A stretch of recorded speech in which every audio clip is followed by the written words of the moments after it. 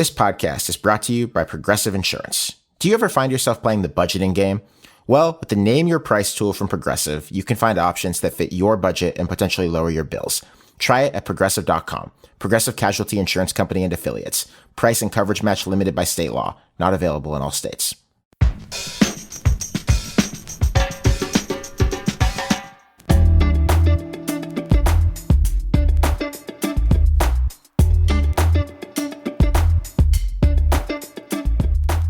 It is Monday, January 27th, 2025. Welcome back to Hang Up and Listen, the sports podcast here at Slate. Back with you again. I am Alex Kirshner. I'm a contributing writer for Slate, and I also co-host the college football podcast Split Zone Duo. This week, my wise panel and I have tons to go over. We will discuss the NFL's championship weekend and the coming Eagles versus Chiefs Super Bowl, a rematch of the game 2 years ago, and an American triumph of heart-rending proportions at the Australian Open. We'll also talk about the nightmare season currently being had by the Philadelphia 76ers, which has become the sort of soap opera that ceases to be just about basketball and becomes a general interest sports culture story because we all love to rubberneck from time to time. As usual, joining me this week is Lindsay Gibbs. Lindsay is the publisher of Power Plays, a newsletter that covers the biggest stories of the day in women's sports. Lindsay, hello. Hi. Let's see. Naomi Girma is on Chelsea. We got $1 million transfer in women's soccer. Jewel Lloyd is with the Aces. It's just been the biggest weekend. Kelsey Plum is with the Sparks. Women's sports has me buzzing. And yet, because of football, I haven't been able to process any of it. So I'm just excited to talk through some football and tennis with you guys and then move my brain over. Huge news over the weekend in women's tennis at the Australian Open. And of course, we've got Ben Lindbergh here. Ben is a senior editor for The Ringer. He co-hosts Effectively Wild, a great baseball podcast. Ben, how are you? Working on my inner excellence, plotting some palpably unfair acts. The usual. Before we get into our business today, as always, we want to say thank you to our Slate Plus members for making this show possible. One method of thanks that we like here is a bonus episode, and this week we have one for you about the headwinds facing the biggest name in sports video games. You can hear that episode right now as long as you're a Slate Plus member. Subscribe by going to Apple Podcasts and clicking Try Free at the top of our show page, or visit slate.com/hangupplus to get access wherever you listen. We'll hear what Sean has to say. Encroachment, defense number 93. Washington has been advised that at some point the referee can award a score if this type of behavior happens again. For now, it's a replay of second down. Mike, that's unbelievable. Yeah, well, it is to keep this happening. Deliberate acts like that to prevent a score after a warning, even though it's two separate people here, can lead to what is called a palpably unfair act. That's how it's defined in the book. Look, this podcast is a deliberate act, and we're going to record it as many times as we wish until a referee tells us that we can't do it anymore. And then we might keep doing it, Lindsay. Oh, man, palpably unfair. This was my favorite moment. I gushed about doinks on this podcast before. I didn't know there was something I could love more, but this wins. I had no idea that if the refs were just disappointed in their actions, they could just award points to the other team. And it is now my mission in life to see that happen. It reminds me very much of the language my wife or I would use with our 3-year-old daughter. Just, one more Bluey episode, but we're warning you right now. After that, there could be consequences. I guess it's the sort of situation where any offsides penalty at that point only costs you half the distance to the goal, which is a fraction of a yard and would keep being smaller and smaller fractions of a yard with each successive penalty. So you'd sort of asymptotically approach the goal line, but you'd never quite get there. So it's this one situation where I guess it makes sense to keep sort of spamming the same attack because there's no downside. So they needed a scolding. I guess the question for the conspiracy theorists is if the refs are rigging things for the Eagles and the Chiefs, which one will they rig it more for in 2 weeks? But we'll get there. We will indeed. I just hope somebody else figures out how to turn their body into an actual torpedo the way that Luvu did on those plays. Because that's better than the tush push, in my opinion. Super Bowl 59, that is LIX in Roman numerals, is indeed set. It's the Eagles who tore apart the Washington Commanders thanks to a big basket of turnovers and several tush pushes one of which you just heard the lead up to in that clip. And in the most anticipated game of the year, I would say even including the Super Bowl, it was the Chiefs prevailing over the Buffalo Bills for the fourth time in a row in the playoffs, 32-29. The haters said that the Bills could not dislodge the Chiefs in the playoffs after their 3 previous failed attempts, a couple of them absolute heartbreakers. And for now, the haters remain correct. Ben. They do, and again, through no particular fault of Josh Allen. It's not as if he has been bad in any of his 4 playoff matchups with Mahomes. In each of them, he has been the loser, but it's really not so much that he has failed. It's more that Mahomes has just been unbeatable and has just managed to win in every which way. And this one, there were 7 lead changes. This was the game we were promised, and that was advertised. This was a classic. The Bills had the ball with a chance to take the lead with 3.5 minutes remaining in the fourth, and it just did not go their way yet again. There are these pivotal plays, 4th and 5 on what Buffalo hoped would be a game-winning drive. The corner blitz forces Allen to heave the ball downfield. And even then, somehow it could have, maybe should have been caught by Dalton Kincaid, and it just wasn't. So a lot of things did go the Bills' way. They recovered 4 fumbles, but ultimately what does not go their way ever is that they have to face off with the Chiefs. They got to beat them, and they just have not been able to do it. And it's unprecedented ownership. Mahomes' 4 wins over Allen, the most for any quarterback over another in playoff history. The first time in any 5-season span that one team has eliminated another 4 times. It stinks, but at some point you have to hand it to the Chiefs, even if it gets more onerous to do so with each passing year. This was the Chiefs' 17th straight win in games decided by 1 score. That math does not exist. Like, that's impossible, and yet they did it. Especially in a game like football, which there's so many margins, there's centimeters that decide things on every single play, as far as timing goes, as far as, placement goes. And yet, because they don't make the costly errors, because they play such smart football, they decrease the margin of error for the other team so drastically. And I think ultimately that's how they keep getting away with it. And ultimately, I think that's why these calls, which I know we'll talk about, these controversial calls, end up getting blown up, because the game ends up, hinging on these few calls, because there's nowhere else to point to where Kansas City really blew it. They're not losing games in other ways. No, I've been stuck thinking for the last 12 hours or so since this game ended as we record about where this one stacks up on the Mount Rushmore, and it is now a full Mount Rushmore of Bills playoff defeats to the Mahomes Chiefs. And, in a way, I suspect that this is not going to quite be as bad as the 2021 divisional round, which was the 42-36 in overtime. That was the game with the 4 Gabe Davis touchdowns, all for naught for the Bills, and the Chiefs coming back to tie the game with basically no time left in regulation, then winning in overtime without Allen touching the ball. I suspect that this might not even be as bad as losing at home last year, the Bills, when they had the top seed in the AFC and lost on their own field to the Chiefs in that pretty memorable game where Travis Kelce went off. But the fact that we're talking about a game like this, really, probably not even being that close to being the worst loss that you've taken to one team in the playoffs in the last 5 years is wild. Like how bad can sequencing and variance and whatever psychological damage has been done be? This is a small sample size sport. I don't believe that the Bills are incapable of beating the Chiefs in the playoffs. In fact, I think it will happen at some point. But this is an interesting test of, what the human brain can withstand, whether you're a Bills fan or just someone watching this and becoming accustomed to seeing the same things.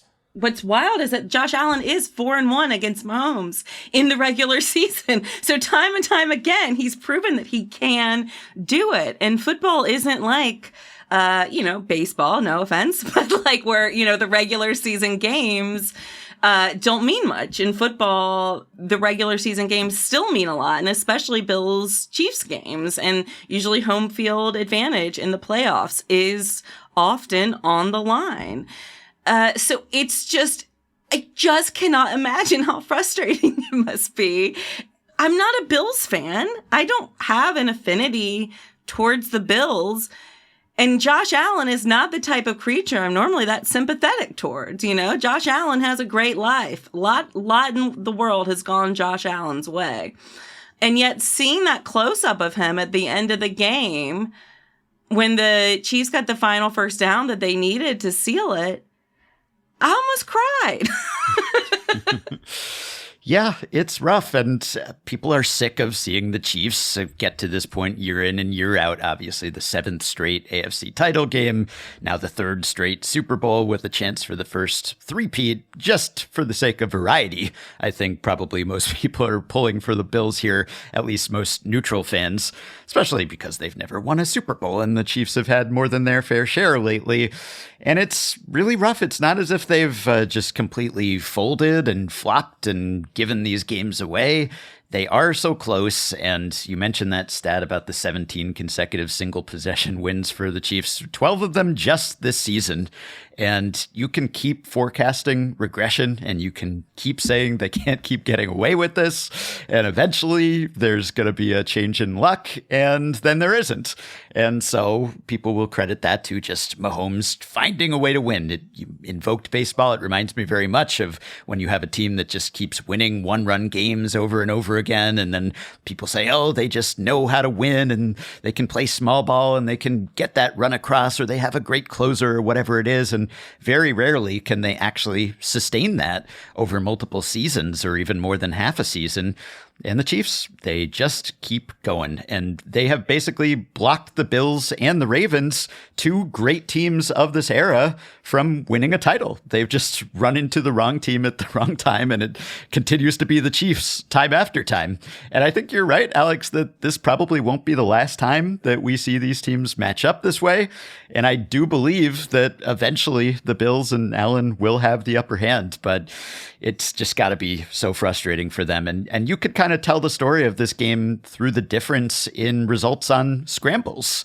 Not that we need to reduce these two games in a team sport to just quarterback versus quarterback, but Allen getting stopped on 4th and 1 in the 4th, according to the replay review, I really couldn't tell. I don't know how anyone is supposed to be able to tell. I think he got it. Yeah, I guess I would lean that way. I don't know if it's enough to overturn, but I could barely see the ball, so it's hard for me to pass judgment either way. And then Mahomes getting the touchdown on the next drive, just doing it himself. That's the difference. Of course, when you have a game this close, any number of things were the difference. I think it's tough because the margins always find a way in these games to break against the Bills.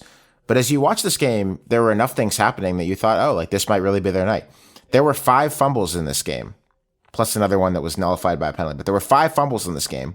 All 5 of them found their way into the hands of someone in a white Buffalo Bills jersey.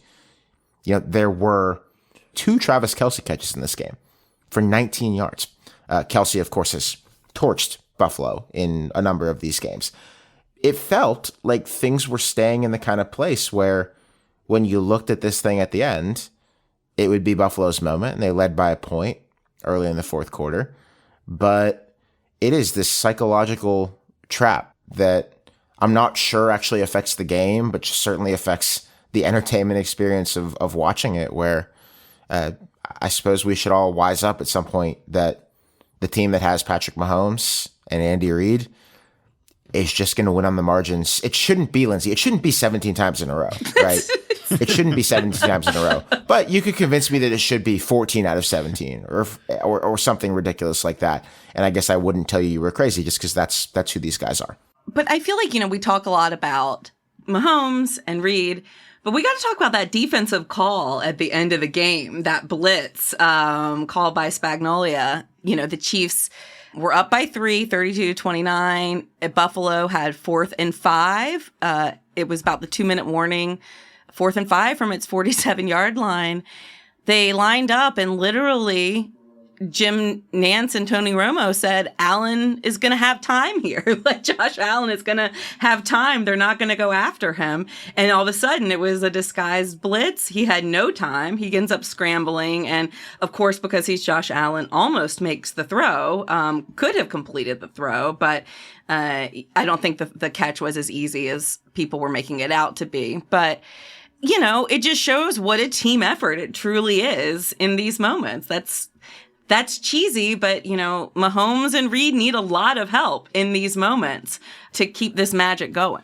Yeah, and the Chiefs, as I said, they stopped the sneak as well as anyone. 3 times Kansas City stuffed Allen, and they picked up on this tendency to go to the left and just were a wall when they needed that yardage. And we knew Buffalo's defense was vulnerable. We had seen that at times, and it didn't help that cornerback Christian Benford got hurt during this game, which was a pretty sizable blow, but even so, like, it's getting to the point. I'm not the type to credit devil magic or whatever. And yet it's getting to the point where I'm just not going to bet against Mahomes, no matter what the underlying numbers would say. And I don't know, after that 2021 win, of course, they changed the overtime rules. I don't know what rules could be changed now to prevent the Chiefs from winning this way once again. But it's just getting to the point where you feel like it's going to take something like that to stop this run. And Mahomes he's 29 years old still. And even prior to this Super Bowl, it's really only Brady that he's looking up at in all of the GOAT debates, which one wouldn't have expected to be reignited so soon after Tom Brady ended them convincingly. And to be clear, he still is clearly the owner in that category, but many years ahead of Mahomes still, and potentially more matchups with the Bills. But the Eagles have the best defense in the NFL. If anyone is going to be able to stop this machine, it's going to be a team who's been there time and time again, who almost got them in their last Super Bowl matchup. I have liked the Eagles all season, and they were really, really good. They made the Commanders look, well, childish, you know, in that game on Sunday. And of course, because Chiefs Bills was such a great game, the Commanders Eagles game feels like it was played in 2024. But I don't know. I think the Eagles actually have a shot. Yeah, I kind of like the Eagles in the Super Bowl as well, mainly because I think the underrated thing about the Chiefs this year, and really for the last couple of years, has been their interior line play on both sides of the ball. I think that's why they win, even when Patrick Mahomes has been a little bit less than his usual Superman self. They've got probably the best center in the NFL in Creed Humphrey. They've got probably the best defensive tackle in the NFL in Chris Jones, and good players around them on both sides of the ball. The Eagles have a peer of Jones at defensive tackle in Jalen Carter, who has been a freak in these playoffs and has been great all season. He was not in the NFL the last time these teams played in the Super Bowl 2 years ago. And the Eagles have the best offensive line in the NFL all the way around. And there have been some injuries to worry about there. Their center, Landon Dickerson, looked pretty hurt at points in the NFC Championship. But I do believe that the Eagles are going to win the trench game in the Super Bowl, because the Eagles win the trench game every week, no matter who they are playing. And that doesn't do it all, by no means. I mean, you still got to worry about Mahomes making magic, and you got to worry about some of the other playmakers that the Chiefs have on both sides. But, you know, I think the Eagles will not be physically overwhelmed in this game. And at some point, I swear, at some point, Ben, the magic has to run out, right? Like, if you are whipped at the line of scrimmage on both sides of the ball, at some point you're going to lose a game to a team that physically outmatches you, right? Right? One would think. Surely this time, time number 18, it can't continue. I mean, this is almost literally a Lucy and Charlie Brown with the football sort of situation. But I was pretty high on the Eagles coming into the playoffs when we talked about them. Not that that was super prescient. They were obviously a good team. But the dominant win here, that is really encouraging, just because prior to this point, they had done it through the run game. And we talked a little last week about how they had not been at all reliant on passing in contrast to all the other teams in these playoffs. And this was more of a throwback win to Philly's last Super Bowl team. This was a pretty dominant passing performance. The air attack was back in full force on Sunday, which makes you think that Hurts's knee is okay and just reminds you that they can beat you so many different ways because, of course, while you're worried about the passing approach, then suddenly Saquon Barkley can just reel off a 60-yard TD run. Like, they can do that too. So, yeah, based on the underlying numbers and the performance this season, one would think that the Eagles would, if anything, be favored. And yet, based on the early betting odds and the lines, the Chiefs are favored over the Eagles by about the same margin they were against the Bills, which in that case was at least partly because the Chiefs were at home. That's not the case in this matchup, but it really is just Reed and Mahomes' magic carrying a lot of weight here. And it's a really exciting matchup. You know, with almost any other Super Bowl, we talked last week about how we're essentially getting 2 or 3 Super Bowls for the price of one in these playoffs, just because there are so many Super Bowl caliber teams and they can't all match up in that final game. With any other matchup, this would almost feel to me like a 2003 World Series where the Yankees-Red Sox ALCS seemed like the highlight. That seemed like the World Series itself, the matchup between these perennial rivals, one of which at that point was always losing, similar to the Chiefs-Bills dynamic. And then the Yankees subsequently lost to the Marlins, but no one remembers that except Marlins fans, and there aren't that many Marlins fans. But in this case, perhaps the Super Bowl will be overshadowed by this game. We'll see how good the game turns out to be, but the Super Bowl has pretty high stakes too. Since this is a rematch of Super Bowl 57, the Eagles are out for revenge. The Chiefs are chasing the first three-peat, and everyone else in the world is rooting against them getting it. So I don't think this will feel like an anticlimax or like the hype will not measure up to this game as great and as highly anticipated as it was. I look forward to it. I suspect we will all be watching it. It is funny. We talked about this a bit over the regular season when these teams met and the Bills won. In a very real way, I do think Bills Chiefs now feels bigger than the Super Bowl, which of course it isn't. You know, one is for the championship of the league and one isn't. But the Super Bowl has a lot of artificial juice pumped into it. You know, not just the halftime show, but the entire stage, the bright lights that the NFL has labored over many decades to make as glitzy as possible. Whereas Bills Chiefs has become this huge spectacle just because it's football. Like, it's just the best football that the league has on offer. And that's not to say it's the real Super Bowl. I just said I think I might be picking the Eagles to win the Super Bowl. But there is something about what happens when these teams get together that you can't fake, you can't replicate with the way that you stage a Super Bowl. And no, it doesn't have the commercials or do the ratings, but I think there's a very real argument that it is the best thing that the NFL has right now. And, you know, as football fans, it's fortunate to be able to watch something like that. Yeah. I'll go Eagles too, unless I change my mind next week. I don't really have a strong rooting interest in these playoffs. My primary rooting interest to this point has been for Dan Snyder to be sad, as he has been, according to a great ESPN report this weekend by Don Van Natta and Seth Wickersham. So that was the saddest thing. Look, Jaden Daniels, you know, his legacy, his perhaps greatest of all time rookie season, not tarnished by this loss, but it did sadden me that somewhere Dan Snyder was let off the hook for having his former team win a Super Bowl in his absence. Lindsay, can we trouble you for an up or down pick before we head into the Super Bowl bye? I hate this. No, look, why not? Go Eagles. I think I just root for Jalen Hurts. He seems like a really good guy. And Saquon Barkley, they're good. They're good in the trenches. I think they can do kind of what Tampa Bay did to Kansas City a few years ago.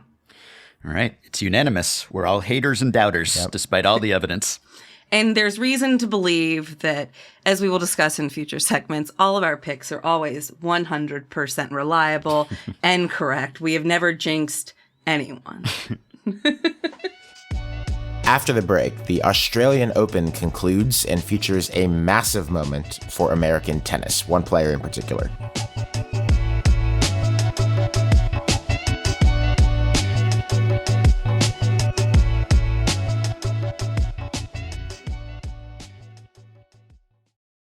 If there's one thing sports fans love as much as watching games, it's talking about them, especially the stats.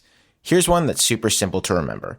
Discover automatically doubles the cash back you've earned on your credit card at the end of your first year with Cashback Match. That means with Discover, you could turn $150 cash back to $300. That's right. You could put it towards some memorabilia you've had your eye on, or treat yourself to a premium sports network. You earn and Discover doubles. See terms at discover.com/credit card. Some things you wouldn't mind being stuck with, like a huge inheritance. But a phone that has to be plugged in just right so it charges is not one of those things. Switch to Verizon and we'll pay off your old phone up to $800 via prepaid MasterCard for a new one on us. Just trade in any phone from our top brands with select unlimited plans. $829.99 purchase with new smartphone line on select unlimited plans. Minimum $90 per month with auto pay plus taxes and fees for 36 months required. Less $830 trade-in/promo credit applied over 36 months. Trade-in terms apply. Payoff phone requires smartphone purchase and port-in with new smartphone line on select plan. Must provide most recent bill showing payoff amount of eligible phone. Additional terms apply. There has been a bit of hand-wringing of late over the status of American tennis players. Many media outlets, including our show right here, have talked in the past few months about the difficulty that American players have had closing out Grand Slam titles, especially after both an American man and woman had a good crack at the US Open a few months back and came up empty. It turns out all the stars and stripes needed was Madison Keys.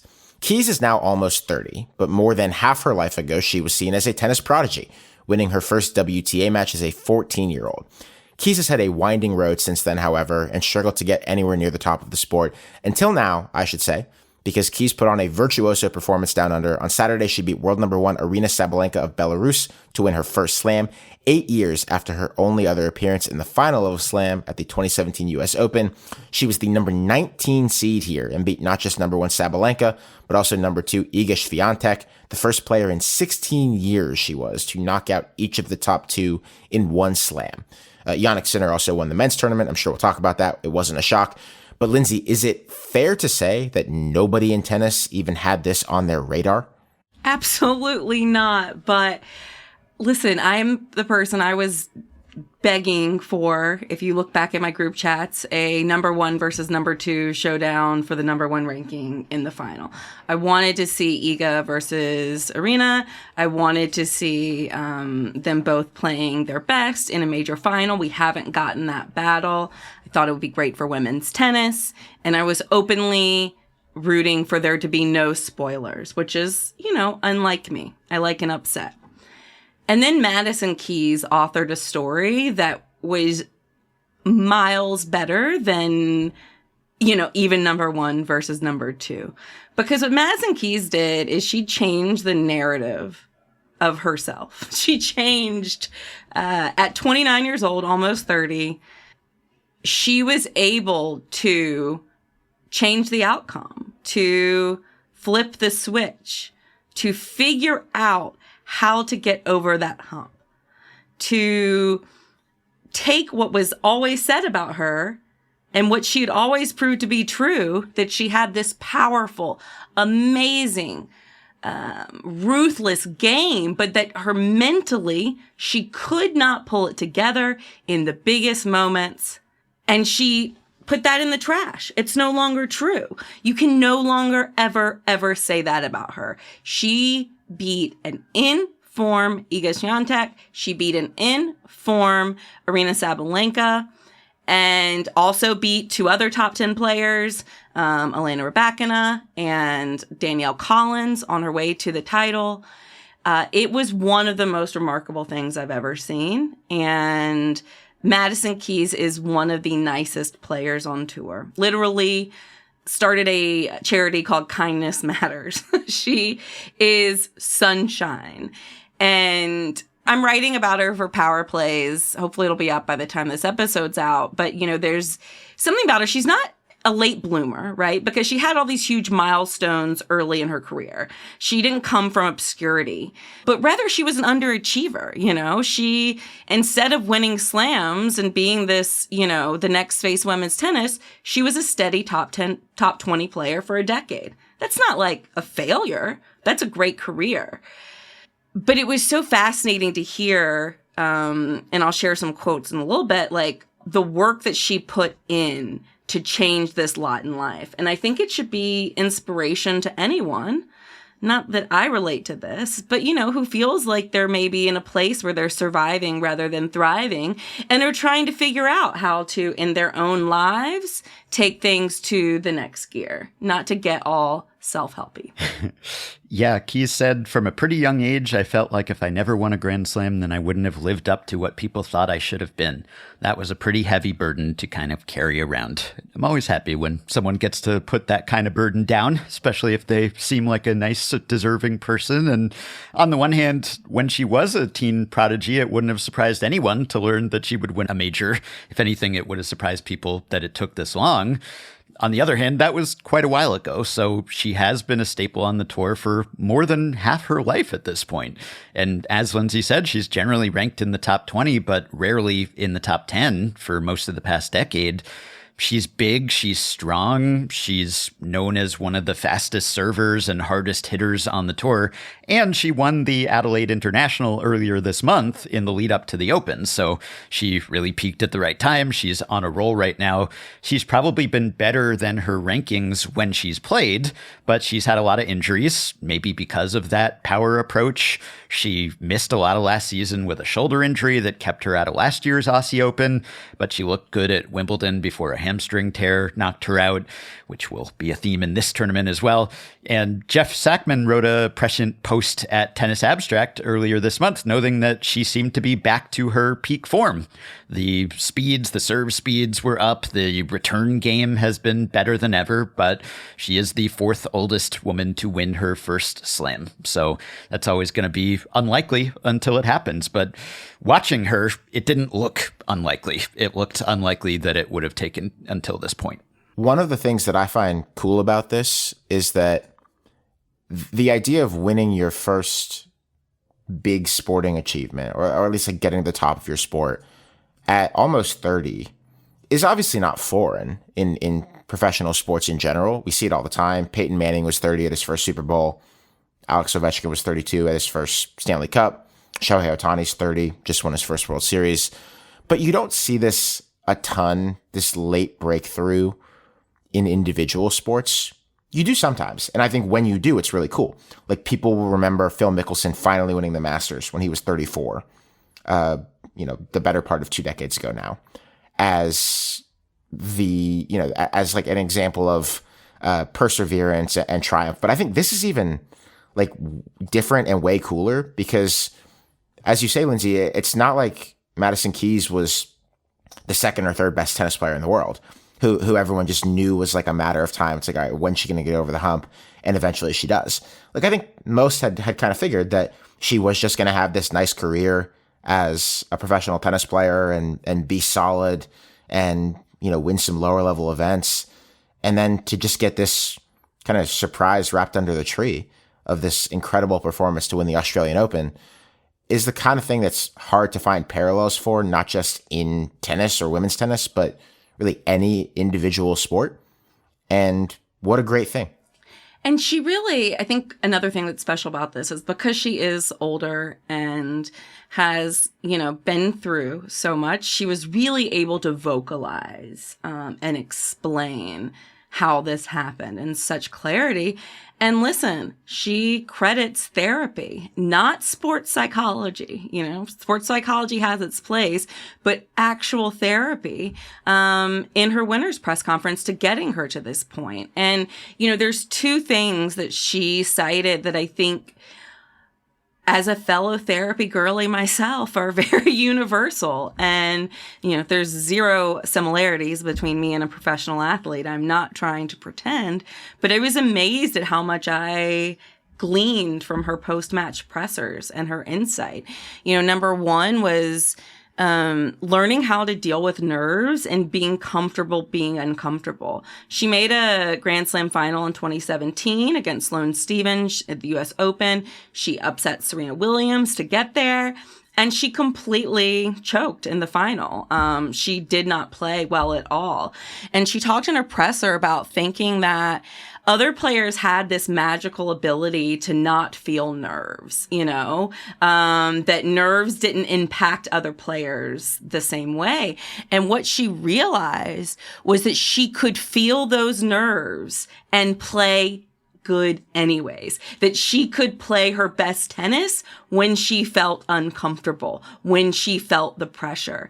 And that's just so powerful. That is a powerful tool that it takes a lot of mental work to get to if that doesn't come to you necessarily naturally. She said, I think in my past, it was kind of the people who play amazing in the tight moments. They either don't have nerves or they figure out how to get rid of them instead of being able to play tennis with them.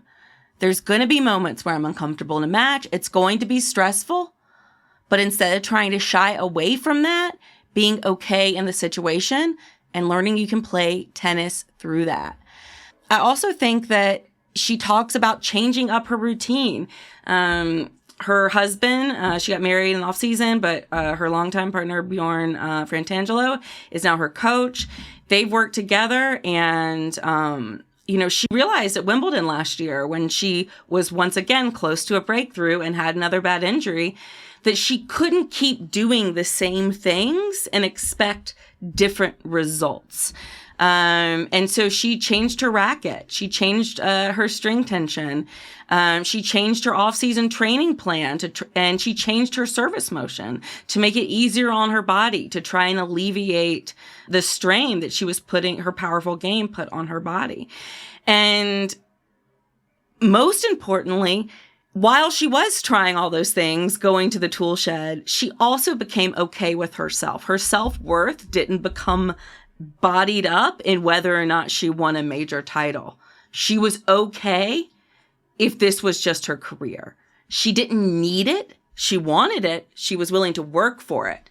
But her self-worth didn't turn up with that. And listen, it just took me to church is what it did.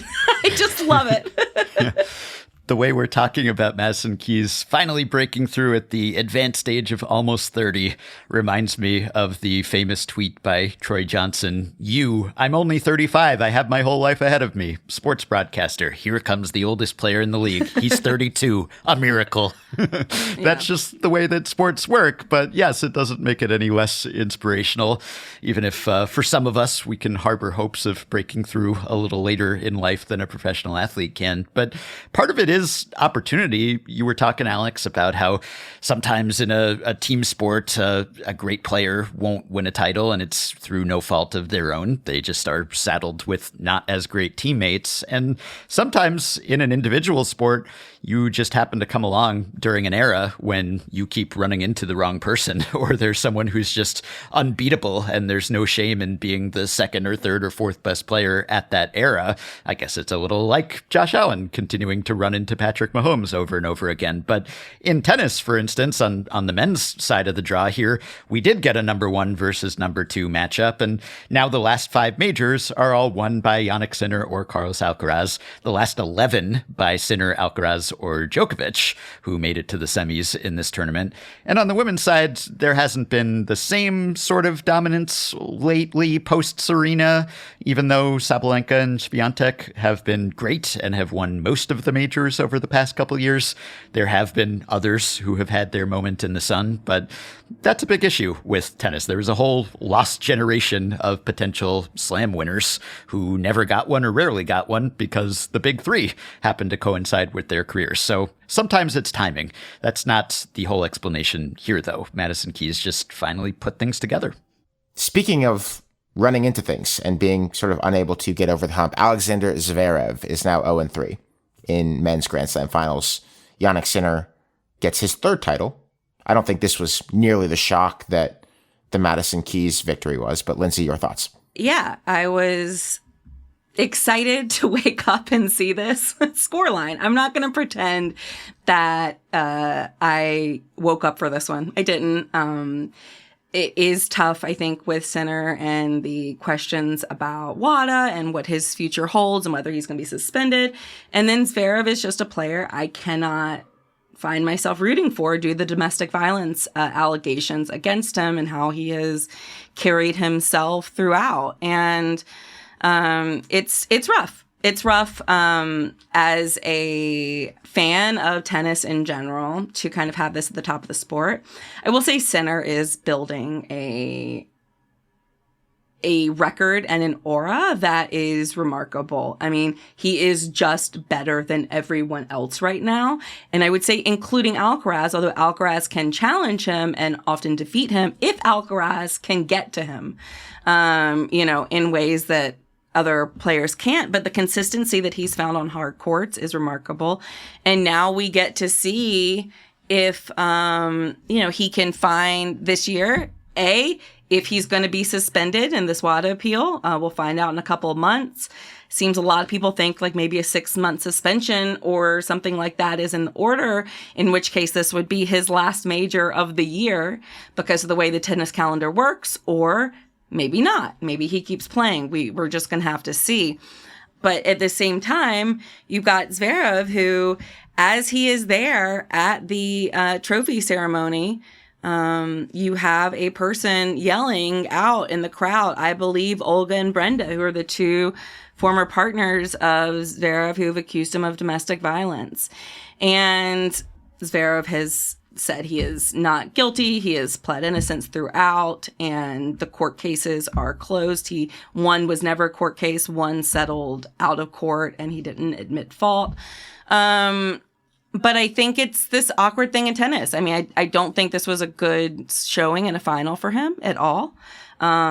He's not progressing to reach that next echelon. He is plateauing in a lot of ways, but his plateau is still good enough that if he doesn't come across Taylor Fritz, who has his number, or maybe Djokovic or Sinner or Alcaraz before the final, he's going to be there.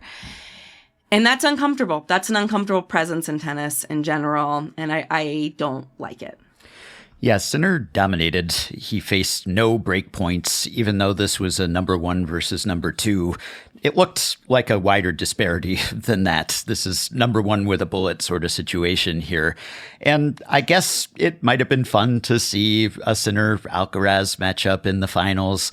They have this sort of Federer-Nadal dynamic going. But we did get the classic Alcaraz-Djokovic, the new guy and the old soldier, their face-off in which Djokovic was injured and managed to last and triumph, but then that injury, the hamstring tear, got the better of him in his semifinal matchup where he had to retire, which was too bad. Maybe we were robbed of another great match there, but it was a little bit of a meeting of the generations, clash of the new and the old here, still playing at or near the top of their game. It just seems like Sinner, has no holes, has no weaknesses here. And in some ways, maybe Alcaraz is just a more exuberant, more compelling presence, maybe the most entertaining tennis player anyone has ever watched, but a little more erratic, a few more holes, a little more beatable, depending on the day, than Sinner.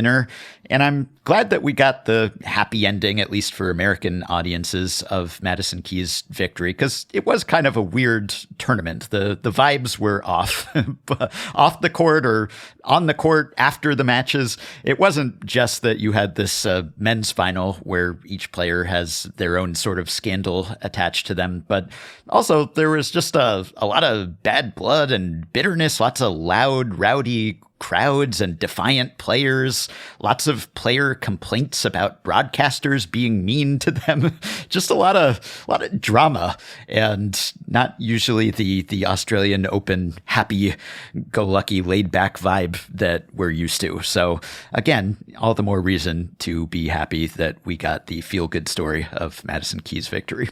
We should give a shout out to Ben Shelton, who made it to the semifinals before falling to Sinner. He's promising. Where do we think that Alcaraz and Sinner will ultimately fall on the duopoly scale? Like, for years it was Nadal and Federer, and then obviously Djokovic came around, and suddenly it was 3. This is, I believe, 5 slams in a row to these two young guys, Sinner and Alcaraz. Not trying to put it on them. I'm not saying that, especially I am not saying that they're due for what those legends gave the sport over those few decades. But it does seem like we're getting to a spot where these two guys are pretty head and shoulders above the pack. Definitely does. And you wonder who will be the third guy. If there is a trio, can someone else rise to that level and challenge them? It's tough, obviously, for them to be saddled with those sorts of comparisons. It's also inevitable given the era that they're following up here. Yeah. But they do have that kind of potential. It kind of takes a little wind out of the sails of like a chase, just that they're so unimaginably far behind the slam totals of the big three that you're looking at decades basically of consistent play for them to even challenge or really get into the greatest of all time debate. But if you talk about just on a rate basis, them at their peak versus those guys at their peak, it's more comparable. So it is fun. It's nice, at least, that it's not really a letdown going from the big three, sort of sad as it is to see that generation sail off right off into the sunset. At least we are left with a duo at minimum that can keep that level of play as high as it was. Also, I have to ask you to, returning to our Altcast beat, important podcast area of interest. Anyone watch the real-time animated Australian Open feed on YouTube where you could watch the action as if it was in Wii Sports with like animated characters, but real ball and person movement? I think this debuted last year, but hardly anyone watched it then. It was somewhat more popular this year when Carlos Alcaraz called it, and I quote, a good alternative. Tennis Australia's director of innovation said somewhat more hyperbolically, we're taking the real into the unreal. That's part of the magic. But I did not partake in that magic myself. I watched the Flesh and Blood players. That just sounds horrible. It just sounds horrible. We wish Especially them at the best. like 2 a.m., which is when you're watching Australian Open matches. Yeah. I'm not personally a fan of the kinds of substances that I feel like I would need to have in my body to be excited about watching fakeified players at 2 a.m. or whatever it is. Who knows? When we come back, at least one Philly sports team is having a fantastic season because the one that we are going to talk about is not.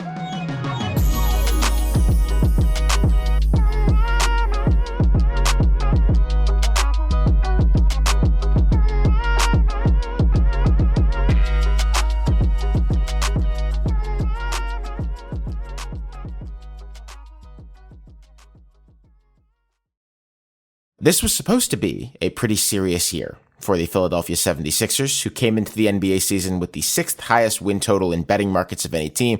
The world thought the Sixers would win 51 games or so and be among the handful of the best teams in the Eastern Conference, not all that far behind the best-in-class Boston Celtics.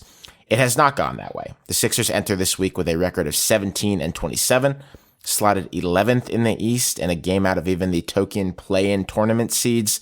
But that doesn't even capture how bad it's been. Joel Embiid, the franchise player, has played in just 13 games. Fan and media questions over his eagerness to get back in the lineup have boiled over a few times. Embiid got into a minor but still not very professional physical altercation with a reporter who'd written critically about him, and Embiid felt that writing was too personal, too disrespectful about him not being on the floor. Things have gotten fraught enough that the team's owner, Josh Harris, also the guy who owns the Washington Commanders, by the way, gave an interview to The Athletic last week that sounded a bit like damage control, telling everyone, quote, we're still really happy with Joel. It's probably true, but I don't know. Lindsay, is that the kind of thing you want your owner to be feeling like they have to say on the record about the most important player in your franchise? Maybe not. I know you didn't ask, but I'm still really enjoying doing this podcast with you two. I'm still really, I'm right. still very happy. Happy we're still here. really happy with Hang Up. We're still really happy. Yes, still so thrilled. It sounds like Mr. Harris is trying to convince himself. Listen, David Aldridge had a great piece in The Athletic saying that the Sixers in reality should tank. Embiid, who has missed the last, I think, 11 games. He's dealt with, he's got chronic knee swelling. He's had a fractured right sinus and a left foot sprain this season. David Aldridge said that, he should take the rest of the season off, actually try and get healthy. And the Sixers, who owe Oklahoma City their pick, unless they're a bottom six team, should tank, but they're not going to do that. And so we're going to get this. I mean, they had a good weekend where they beat the Bulls and the Cavs.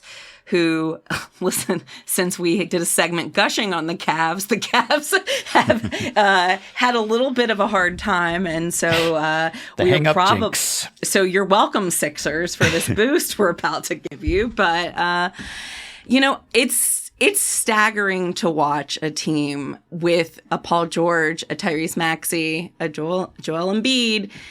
They're 25th in the league in points per game, 30th in rebounds per game, 30th in assists per game. There are only 30 teams. 22nd in field goal percentage, 27th in blocks per game. You could just keep going. They are 5th in steals per game if you're looking for a silver lining. So congratulations there. Going into this season, they were the oldest team in the league at 28.31 years. The Suns were right behind them. And I think when you've got a franchise cornerstone who is as fragile as Joel Embiid, that's a silly thing to do, is to have a roster that is that old. Yeah, Josh Harris also owns the Commanders, so got to keep him humble. The Phillies and Eagles are good. Got to keep Philly fans humble. But this is rough. This is not what was expected.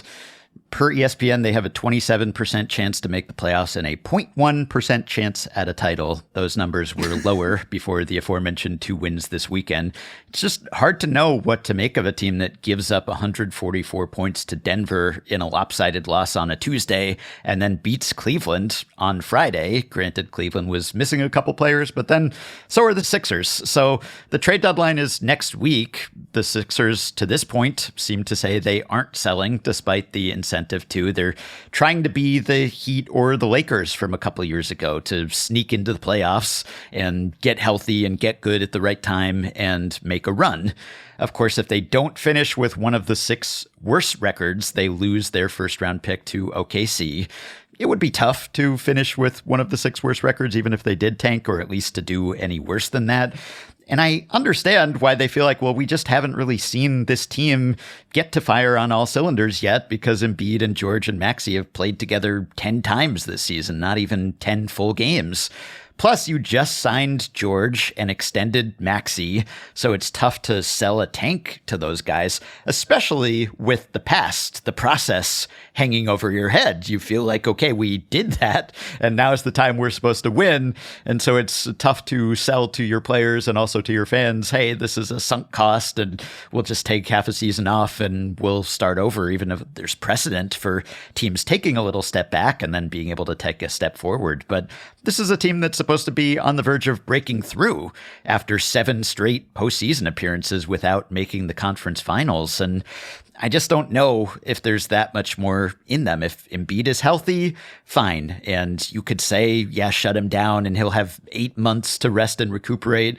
That's no guarantee that he'll be healthy when the next season rolls around. But if his knee doesn't require surgery, unfortunately, Jared McCain, who is having a great rookie season, his season has been ended by a meniscus tear, which hurts and makes it tougher to envision a comeback. But I think this week and next week could be decisive because they have a tough homestand coming up. They have the Lakers and the Kings and the Nuggets this week, and then the Celtics, the Mavs, and the Heat next week. And if they drop all 6 of those games, then maybe they do actually try to sell at the deadline, and they would have plenty of pieces to dangle. And if they do dismantle this roster, they will get guys back. But as Lindsay said, aside from Maxey, this is not a young team. So the impulse is to maximize the chances that you have, even if it's a slim chance. When you're old, things can go to shit really quickly. And it's not just that Embiid is having this disastrous kind of non-season, but also, when he's gone, the margins just get tighter. So like Paul George is just having an uncharacteristically bad shooting year. The same thing is true for Tyrese Maxey. The difference between a good NBA offense and a really bad NBA offense, if you just go on an offensive rating, points per 100 possessions type basis, it's just a couple of shots going down per game. And over the course of a season, they multiply and they multiply. And, I suspect that even if Embiid were playing this year and he were having like a pretty normal Joel Embiid season, the statistical picture says that the Sixers would still be having kind of a down year. Now, if he's in there, is your floor spacing better? Are guys more open so that the rest of the shooting numbers on the team look a little bit better than they have with him mostly not playing? Yeah, totally possible. But this is the thing when you build your team around not just old players, but a couple of players when you have a reasonably small core, the margin for error goes pretty quick. And it goes pretty quick, especially when like the center of everything that you do, no pun intended, but I guess also that is not there. And I think you see the kind of glue that Joel Embiid has become for the Sixers over the last, 7 years or so that he's generally been healthy. And barring sneaking into the play-in tournament, sneaking into the playoffs, making some sort of run there, that probably precipitates a whole conversation or rehash of the conversation about whether the process was worth it.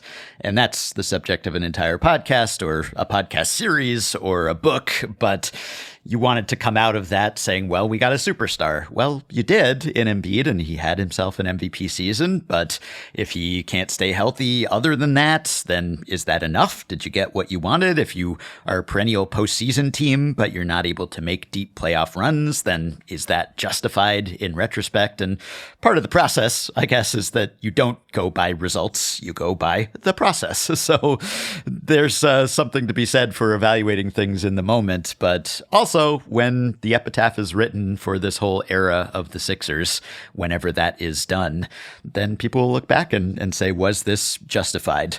And thus far, they haven't had the slam dunk case that, yes, this was worth it. And this season, starting off the way that it has, makes it even tougher to make that case. There's still time to salvage this season, but it's getting late early, as they say. Yeah, a few things. So much of this boils down to Paul George just not being good enough. It's hard to put everything on one person, but he's been really disappointing. His stats aren't terrible, but does not pass the eye test, as a lazy commentator would say, and I will join that.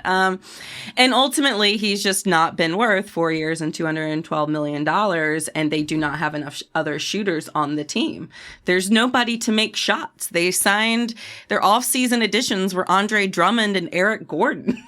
What are we doing? We've got Kyle Lowry in the mix. Jared McCain, the only good thing to ever come from Duke basketball, don't fact check me on that, just go with me, was the bright spot, and he was getting all these points early because nobody else on the team was shooting. Nobody else could make a shot. You've got to have shooting, and ultimately they don't. And like you said, Ben, these next 6 games, this homestand, are really going to make or break this season. Ultimately, though, 7 straight postseasons with an MVP on your roster and 0 conference final appearances, that's just not good enough. Well, go Birds, I guess. Go Phils.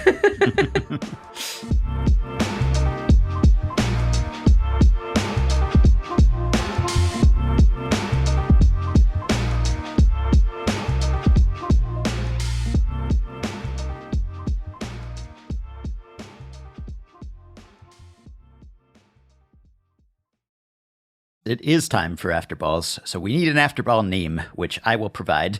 As Lindsay mentioned at the top of the show, gold medal winning defender Naomi Girma, whom ESPN FC recently rated the number 2 women's soccer player in the world after Ballon d'Or winner Aitana Bonmati, is leaving the NWSL. San Diego Wave, which selected her first overall in the 2022 NWSL draft, is transferring Girma to Chelsea of the Women's Super League for a reported sum of £900,000 or $1.1 million, which prompted the Associated Press to declare women's soccer has its first $1 million player. And that's true in terms of transfer fees, but women's soccer has already had $1 million players when it comes to contract size. Trinity Rodman became the first NWSL player to sign a $1 million contract when she landed a 4-year, $1.1 million deal with the Washington Spirit almost exactly 3 years ago. And Bonmati may have become the first to earn $1 million annually last September when she signed a 4-year deal with Barcelona. The numbers aren't public, but it reportedly pays her roughly $1 million a year. So that made me wonder who was the first to $1 million in other sports. Players, both by total contract value and by annual salary, the 7-figure pioneers. Granted, $1 million might not sound like a lot in a world where some athletes have earned $1 billion or more, and where a napkin outlining Barcelona's agreement with the 13-year-old Lionel Messi sold for almost $1 million last year, but it was a major milestone in men's sports in the 70s. Sometimes it's tough to tell who was first because exact terms weren't reported, but here's what I found using inflation unadjusted figures and based on on-field earnings only, not endorsements. In men's soccer, Pelé made more than $1 million a year upon signing with the New York Cosmos in 1975. In baseball, Catfish Hunter, the subject of my December 16th afterball on deferred payments, blew by $1 million total when he signed a 5-year free agent deal with the Yankees on New Year's Eve 1974. He got a $1 million signing bonus, but if we don't count that, then MLB's first $1 million annual salary belonged to Nolan Ryan, who signed a 4-year, $4.5 million deal with the Houston Astros in November of 79. Speaking of deferrals, earlier in 79, Dave Parker had signed a deal that would reportedly pay him $5 million over 5 years, but some of that money was deferred, so he didn't actually earn $1 million a year. In basketball, Pistol Pete Maravich was seemingly the first to sign a cumulative $1 million contract after he was drafted by the Hawks in 1970. Bill Walton and Moses Malone each made it to $1 million a year in the 1979-80 season.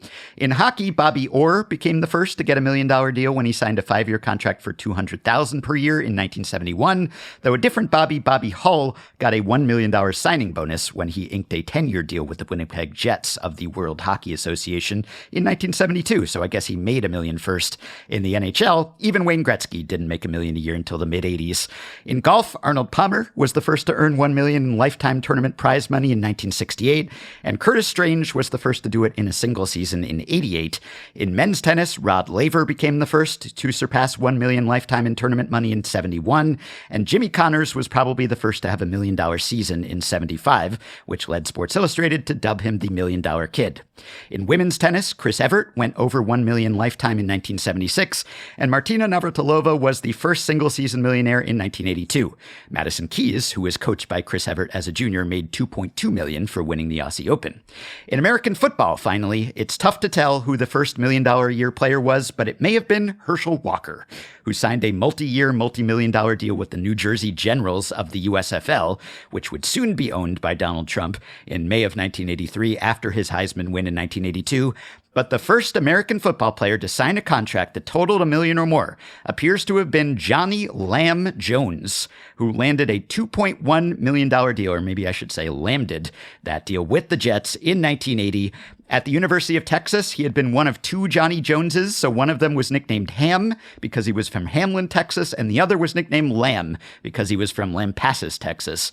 The Jets traded up to get the second overall pick, which they had been planning to use on future Hall of Famer Anthony Munoz, but Munoz failed a physical because of a knee surgery he'd had, so the Jets, being the Jets, went with Lamb, who was believed to be the best wide receiver in the draft. It didn't turn out that way. As his Wikipedia page says, since Jones was a world-class sprinter with elite speed, he could beat any coverage, but had trouble catching the football. A bit of a problem for a wide receiver. He played 5 pretty undistinguished seasons with the Jets, and that was it for his NFL career. He dealt with drug and alcohol problems after retiring, but cleaned up and became a motivational speaker before his death from cancer in 2019. So even though he went down as a bit of a draft bust, Lamb won a gold medal as an 18-year-old sprinter in the 76 Summer Olympics and was inducted into the Texas High School Football Hall of Fame. Plus, he had that landmark $1 million contract, and now he has an afterball to his name. Alex, what's your Lamb Jones? My Lamb Jones, Ben. What a great way to put it to me. I'll tell you about it. My Lamb Jones this week is Arkadag. What is Arkadag? You might be wondering. Well, I'll tell you. The longest winning streak in soccer in modern times has just recently ended. The only question is, which team did it? In November, one of the most incredible streaks, I would say really in all of sports history, came to a close. And that was when Arkadag, a football club in Turkmenistan, which only came into existence in 2023, saw the end of a streak of 61 unbeaten matches in a row to start its existence as a soccer club. Or maybe it didn't. The Guinness Book of World Records has been consistently skeptical of Arkadag, and you will understand why as I explain the situation. Arkadag means protector or hero protector, according to various Western media translations of the name. That is one of the titles afforded to Gurbanguly Berdimuhamedov. Berdimuhamedov was the president of Turkmenistan, a rather secretive Central Asian nation with what one would maybe charitably call a very spotty human rights record for a long time. And since 2022, his son Serdar has nominally been the nation's president, but true connoisseurs of Turkmenistan believe that the old man Gurbanguly still pulls the strings of the country. He was an authoritarian leader, a real dear leader type, insofar as state TV in Turkmenistan literally referred to him as just that. And he may still be in charge. It is hard for me to say as a relatively newfound watcher of Turkmen politics. Anyway, Arkhadag is a city in the country's south, and it is a provincial capital, having been built up just over the past few years. And it is named Arkhadag, obviously, in honor of the country's longtime president, who served from 2006 to 2022. The next year, after the city was established in late 2022, Arkhadag got its football club because a city built in the big man's honor needed a football club. Many of the best players in the country, The Guardian has detailed, quickly left their teams to join this club, Arkhadag, whose shirts Berdimuhamedov designed himself. The team claims that it didn't lose a match in its first 2 domestic seasons and stretched its winning streak to 61 games before a crushing loss to Kuwait's Al Arabi in an international match in November. That is just a whisker away from Celtic FC's 62 unbeaten matches in a row, predominantly during World War I, and a record overall. But Arkhadag did appear to set one huge record in the course of starting out 61-0. The most top-tier wins in a given country's football competitions in a row. That record belonged previously to New Saints, a Welsh team, which had won 27 in a row up to a point in 2016. The Guinness Book of World Records is unmoved, however, by Arkhadag's achievement, and they'll tell you why. Quote, "There is relatively little detail available for the Turkmenistan League, less than we want for the kind of due diligence we carry out in our research for this and similar records," a spokesperson for Guinness told The Guardian last spring. This may also be indicative of a level of governance and competition under what we'd ordinarily look for as well. End quote. Indeed, it is pretty hard to find information about the Turkmen Soccer League. The league's results are not on the Sports Reference website that has many pro leagues on it. Information seems pretty sparse around the internet. Obviously, we've got a language barrier as well in my case, and the league just does not get a lot of coverage, period, in Western media, nor does Turkmenistan in general. If you are an American listening to this, when was the last time you thought about Turkmenistan? It may have been when you saw a John Oliver segment about the country and its leader 5 years ago or so. Maybe you didn't even catch that. There have been murmurs of foul play, certainly, around Arkhadag's success. You know, a dubious penalty awarded there, a phantom foul there. And there are real questions about the legitimacy of this team's 61-0 start to its existence. Guinness does not have the same reservations, however, about Al Hilal, a Saudi team owned by the nation's public investment fund, which is intertwined closely with the kingdom's royal family. Al Hilal's streak of 34 wins in a row ended in an Asian Champions League semifinal last April, and the club tops the Saudi League this year, but just as importantly, has been given credit to top the Guinness World Record books for the most top-tier wins in a row in a country. They are the club, rather than our Turkmen friends who have overtaken the New Saints in Wales to hold that record. Arkhadag supporters, who mostly have known only glory, allegedly, since their club's inception, may have a beef here. It is hard for me to know, given my limited window into the integrity of Turkmen competition, but I do know this. We American football fans are very accustomed to allegations of favoritism going toward this football team or that. Alabama gets special treatment, they'll say, or Tom Brady does, or Patrick Mahomes and the Chiefs do. It's just endemic to talking about sports in this poisoned discourse that we live in. But at least in the United States, I could fire off a post about how the fix is in and how this entire thing has been rigged. And while I would probably be wrong, at least it would be pretty unlikely that I would be, punished by my government or even really slapped with a defamation suit. I'd probably be fine. This is not legal advice. I'm not saying you should do that. Could anyone objecting to Arkhadag's success do the same domestically in Turkmenistan? It's unclear. If you have any information on the truth about what's been going on in soccer in Turkmenistan lately, please do drop us a line at hangup@slate.com. We'd love to hear more. I am very impressed based on what I understand of this 61-0 start that just recently ended for Arkadag. And Lindsay and Ben, I appreciate you both listening to this as well. And I promise that I will always be the Arkadag, the hero protector of the truth. Thank you. Wow. I believe that you will be. Learned a lot in that after ball. This reminds me a little bit of when you have a non-democratic election in a place such as Turkmenistan, to name one of many countries that have had them, where one party seems to be dominant in almost a suspicious way, or when you have a blue zone, a cluster of centenarians, people who live for a really long time, and sometimes Guinness certifies them and sometimes not, and sometimes it turns out that actually it wasn't that they all ate the Mediterranean diet, it was that they had really dodgy birth records.